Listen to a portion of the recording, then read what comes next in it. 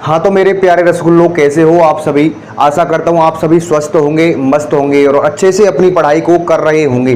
तो चलिए आज की वीडियो में हम बात करने वाले हैं कि जो बोर्ड एग्जाम में काफ़ी इंपॉर्टेंट क्वेश्चन पूछा जाता है हिंदी में, कवि परिचय कैसे लिखें। देखो दोस्तों, कवि परिचय का एक क्वेश्चन आता है और एक क्वेश्चन लेखक परिचय का आता है, जो कि काफ़ी इंपॉर्टेंट है बोर्ड एग्जाम की दृष्टि से। देखिए, आंसर तो बहुत सारे बच्चे देते हैं, लेकिन सबका आंसर देने का तरीका अलग अलग होता है। आंसर तो जैसे कि हम यहाँ पे एक प्रारूप के तौर पे मैंने यहाँ पे लिखा हुआ है सूरदास जी का परिचय। सूरदास जी का परिचय बहुत सारे बच्चे लिखेंगे, बहुत सारे बच्चे इस प्रकार लिखेंगे कि सूरदास जी का जन्म ये हुआ था, उनकी मृत्यु ये हुई थी, उनके बारे में जो भी डिटेल है वो लिख देंगे। लेकिन सटीक तरीका क्या है लिखने का, वो आज इस वीडियो में आपको बताने वाला हूँ, एकदम सटीक तरीका, ताकि जो एग्जामिनर है वो देखते ही आपको खुश हो जाएगा। ठीक है, देखते ही खुश हो जाएगा और आपको जो पूरा है वो पढ़ भी नहीं पाएगा और आपको पूरे अंक दे देगा। तो चलिए सबसे पहले शुरुआत करते हैं किस प्रकार लिखना है। देखिए, मैंने यहाँ पे लिखा है टाइटल, कवि परिचय कैसे लिखे, यानी कि शानदार तरीके से लिखना है हमको, ताकि जो एग्जामिनर वो पहली लाइन को पढ़कर ही आपको खुश हो जाए, गदगद हो जाए उसका मन। तो देखिए बच्चों, सबसे पहले हमको लिखना है बीच, जैसे हम की कॉपी में लिख रहे हैं ना, तो बीच में बीचा बीच में टाइटल डालना है कॉपी में कि सूरदास जी का परिचय। जैसे सूरदास का पूछा है माना कि आपसे, तो उस कॉपी में डालना है आपको सूरदास जी का परिचय और उसको इन्वर्टेड कॉमा में अच्छे से बंद कर देना है। ठीक है, चलिए उसके बाद में आपको कवि परिचय लिखते समय यहाँ पे व्यक्तित्व डालना है, हेडिंग व्यक्तित्व, यानी कि व्यक्तित्व में क्या चीज आएगी, व्यक्तित्व में वो चीज आती है जो भी उनका जन्म हुआ था, उनका लालन पालन हुआ था, उनकी शिक्षा हुई थी, उन्होंने क्या किया था जीवन में, वो भी इनके व्यक्तित्व में आएगा। ठीक है, यहाँ पे एक चेंजिंग करनी है व्यक्तित्व वाली। उसके बाद में जो उनकी रचनाएं हैं उनको इसी में नहीं लिखते हैं। बहुत सारे बच्चे क्या है कि इसमें रचनाओं को मिक्स कर देते हैं अंदर, ताकि जो एग्जामिनर है उसको पढ़ने में प्रॉब्लम आती है और अच्छे से जो पूरे अंक हैं वो नहीं मिल पाते हैं, क्योंकि हिंदी में पूरे अंक लेना बहुत टेढ़ी खीर है। इसलिए तरीके से यदि काम करेंगे हम तो ही हमको पूरे अंक मिल पाते हैं। तो बहुत सारे बच्चे क्या है इसमें मिक्स कर देते हैं, उनको मिक्स नहीं करना, अलग अलग से लिखना, जैसे मैंने यहाँ पे लिखा हुआ है। तो सबसे पहले जब हम कवि परिचय लिखेंगे ना यहाँ पे व्यक्तित्व में, तो उसको ये नहीं दिखाएंगे कि सूरदास जी का जन्म ये अब ये होता, डायरेक्ट नहीं लिखेंगे उसको। शुरुआत उसकी एक कलात्मक पंक्ति से करनी है, एकदम सटीक पंक्ति से करनी है, ताकि एग्जामिनर को लगे कि बच्चा वास्तव में ही पढ़ने वाला है। जैसे कि मैंने यहाँ पे शुरुआत की है कि अष्टछाप कवियों में, यानी कि जो सूरदास जी हैं ना वो अष्टछाप के कवि माने जाते हैं, अष्टछाप वाले कवि हैं।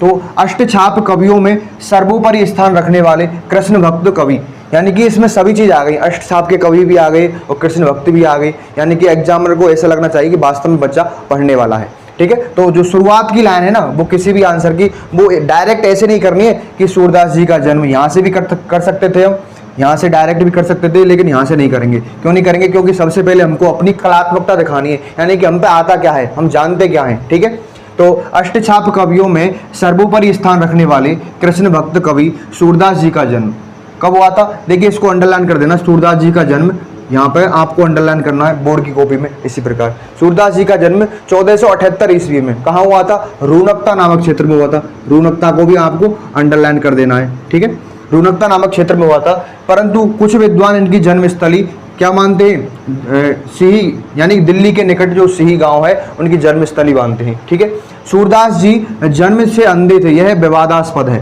यानी कि इस पद पर विवाद है। बहुत सारे कवि, बहुत सारे व्यक्ति अपने विचार प्रस्तुत करते हैं तो बोलते हैं कि ये जन्म से अंधे थे, बहुत सारे बोलते हैं कि ये कुएं में गिर गए थे एक बार तो वहां पर क्या है आंख फूट गई थी, ऐसा कुछ बताते हैं। तो यानी कि ये विवादास्पद है, इस पद पर विवाद है। ठीक है, इनके गुरु का नाम, इनके जो गुरु हैं उनका नाम है महाप्रभु बल्लवाचार्य, इसको भी अंडरलाइन कर देना क्योंकि ये इनके गुरु हैं। इनके गुरु का नाम महाप्रभु बल्लवाचार्य है।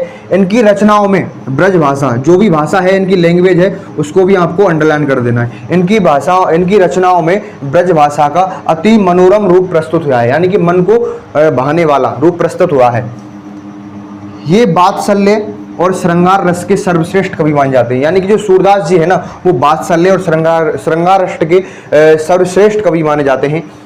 ये मथुरा और वृंदावन के बीच गौ घाट पर रहते थे। क्वेश्चन एक नंबर में आ जाए चाहे कैसा भी आ जाए, कहाँ पे रहते थे, कहाँ रहते थे, गौ घाट पर रहते थे। और श्रीनाथ जी के मंदिर में भजन कीर्तन किया करते थे, यानी कि श्रीनाथ जी का एक मंदिर है, वहां पर क्या है भजन कीर्तन किया करते थे। अब देखो बहुत सारे बच्चे यहाँ पे इनकी मृत्यु को डायरेक्ट लिख देते हैं, जैसे सूरदास जी की मृत्यु ये हुई थी, ऐसा नहीं लिखना है आपको। मृत्यु तो बहुत सारे बच्चे लिखते हैं, मृत्यु से कुछ अलग चलो, यानी कि अपनी जो लैंग्वेज है उसको एकदम सटीक बनाओ, सबसे अलग करो, अच्छे नंबर लेने के लिए सबसे अलग लिखो। तो जैसे मैंने यहाँ पे लिखा है सन 1583 ईस्वी में पारसौली नामक स्थान पर, पारसौली को तो मैं अंडरलाइन कर दूंगा यहाँ पर, इसको भी कर दूंगा, क्या लिखना है, सन 1583 ईस्वी में पारसौली नामक स्थान पर इनका यह भौतिक शरीर पंच तत्व में विलीन हो गया। यानी कि हमको सीधा नहीं लिखना है कि मृत्यु हो गई इनकी, इनका देहांत हो गया, ऐसे बहुत सारे बच्चे लिखते हैं। हमको सबसे अलग करना है, सटीक लैंग्वेज का यूज करना है। क्या लिखेंगे बच्चों, इनका 1583 ईस्वी में पारसौली नामक स्थान पर इनका यह भौतिक शरीर पंच तत्व में विलीन हो गया। अब देखो कितनी एकदम सटीक लैंग्वेज है, फालतू में, यानी कि ये जो लैंग्वेज है ना मैंने लिखी है वो गागर में सागर है, यानी कि थोड़े में बहुत कुछ देने वाली है हमारे लिए, एकदम ये सटीक कवि परिचय है। ठीक है, इसमें आपको जो जैसे हमारे राजस्थान बोर्ड में 3 अंक का पूछा जाता है, तो यहाँ में 3 में से 3 मिलेंगे आपको, पक्की गारंटी है। जैसे बहुत सारे बोर्ड है, जैसे एमपी बोर्ड है, यूपी बोर्ड है, इनमें जैसे अगर 4 नंबर का पूछा जाता होगा तो 4 नंबर मिलेंगे पूरे, इस बात की गारंटी है पूरी। ठीक है, यही आपको लिखना है और शुरुआत आपकी जो कलात्मक पंक्ति से ही करनी है। अब देखते हैं यहाँ पे व्यक्तित्व का परिचय हो गया, यानी कि इनके बारे में जो भी किया था उन्होंने उसका परिचय हो गया था। अब देखिए इनकी जो कृतियां हैं, अब ये मैंने यहाँ पे 3 हेडिंग डाल रखी है, 3 में से आपको केवल एक ही डालनी है। जैसे मैंने कृतित्व लिखा है, जैसे यहाँ पे व्यक्तित्व लिख दिया ना, तो यहाँ पे कृतित्व ले लो, या फिर कृतित्व नहीं ले तो इसकी कृतियां ले लो, कृतियां मतलब, या फिर रचनाएं ले लो। एक यहाँ पे एक पॉइंट चूज करना है आपको और वही डालना है। इसकी जो रचनाएं हैं वो कौन कौन सी हैं, सूर सागर, सूर सारावली और साहित्य लहरी, इनकी 3 रचनाएं हैं। कौन कौन सी बच्चों, सूर सागर, सूर सारावली और साहित्य लहरी, इनकी 3 रचना है। और जो सूर सागर है वो इनकी सर्वश्रेष्ठ रचना है। सर्वश्रेष्ठ रचना कौन सी है, 1 नंबर में पूछ ले चाहे 2 नंबर में पूछ ले, सर्वश्रेष्ठ रचना कौन सी है, तो आपको जवाब दे देना है सूर सागर इनकी सर्वश्रेष्ठ रचना है। दोबारा से देखिए, जब हम कवि परिचय लिखेंगे तो डायरेक्ट नहीं लिखेंगे कि सूरदास जी का जन्म ये हुआ था, वहाँ हुआ था, ऐसा कुछ भी नहीं लिखना आपको। ठीक है, कैसे लिखना है, सबसे पहले जो भी कवि परिचय लिखना चाहते हैं, मैं सभी कवियों के जो परिचय हैं मैं आपको इसे यूट्यूब चैनल पर डाल दूंगा, वहां से आप देखकर इनको नोट कर सकते हैं। तो कैसे लिखना है, सबसे पहले कलात्मक पंक्ति से शुरुआत करनी है, अच्छी पंक्ति से शुरुआत करनी है, ताकि जो एग्जामिनर है वो खुश हो जाए। ठीक है, अष्टछाप कवियों में, यानी कि अष्टछाप कवि हो गए, अष्टछाप के कवि माने जाते हैं सूरदास जी, इनका जन्म कृष्ण भक्त कवि भी हैं। तो ऐसे नहीं लिखेंगे डायरेक्ट ये लिखा जैसे कवि सूरदास जी का जन्म, नहीं, ये कलात्मक पंक्ति बहुत इंपॉर्टेंट रोल अदा करेगी आपका। ठीक है, तो अष्टछाप कवियों में सर्वोपरि स्थान रखने वाले कृष्ण भक्त कवि सूरदास जी का जन्म 1478 ईस्वी में रूनकता क्षेत्र में हुआ था, परंतु कुछ विद्वान दिल्ली के निकट सिही गांव में इनकी जन्मस्थली मानते हैं। ये जन्म से अंधे थे, यह विवादास्पद है। इनके गुरु का नाम महाप्रभु बल्लवाचार्य था। इनकी रचनाओं में ब्रज भाषा का अति सुंदर या फिर अति मनोरम रूप प्रस्तुत हुआ है। ये बात्सल्य और श्रृंगार रस के सर्वश्रेष्ठ कवि माने जाते हैं।